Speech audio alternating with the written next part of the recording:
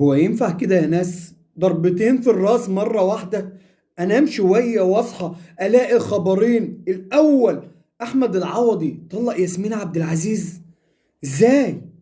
ازاي احمد العوضي يطلق ياسمين عبد العزيز؟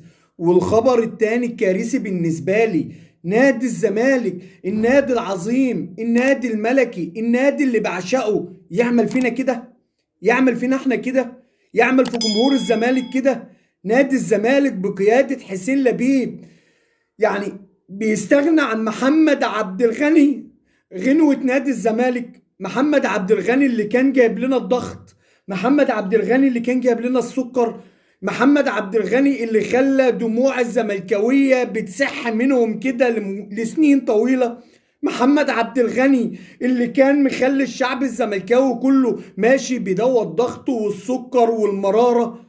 طب اكمل حياتي ازاي؟ اعمل ايه طيب؟ اعيش حياتي ازاي؟ اربي عيالي ازاي؟ اربي عيالي ازاي بعد خبرين كده؟ ينفع كده يعني؟ احمد العوضي وصل بيك الحل كده يا احمد؟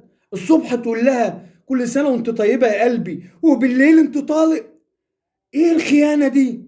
وانت يا عم حسين يا سحس، يا سحس، احنا جايبينك تصلح نادي الزمالك يا عم حسين، ولا جايبينك تمشي محمد عبد الغني؟ محمد عبد الغني؟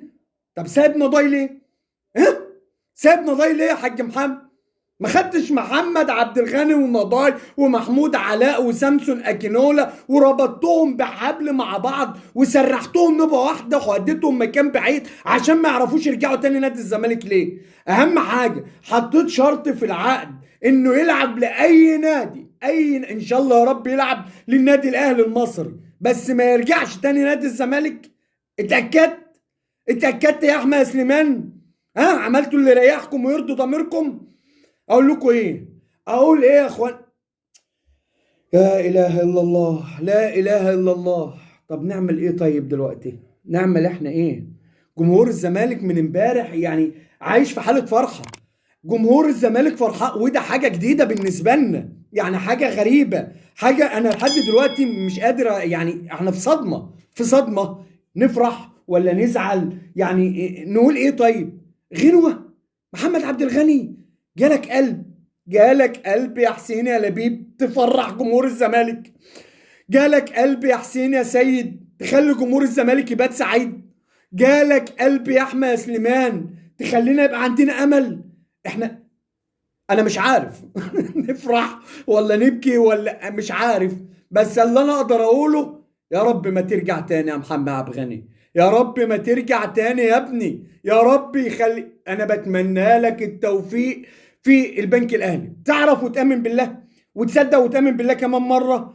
يعني انا حبيت البنك الاهلي، البنك الاهلي ده احسن بنك في مصر، البنك الاهلي ده هو البنك الوحيد اللي هتعامل معاه بعد كده. انا مش هتعامل مع اي بنوك تاني غير البنك الاهلي ده.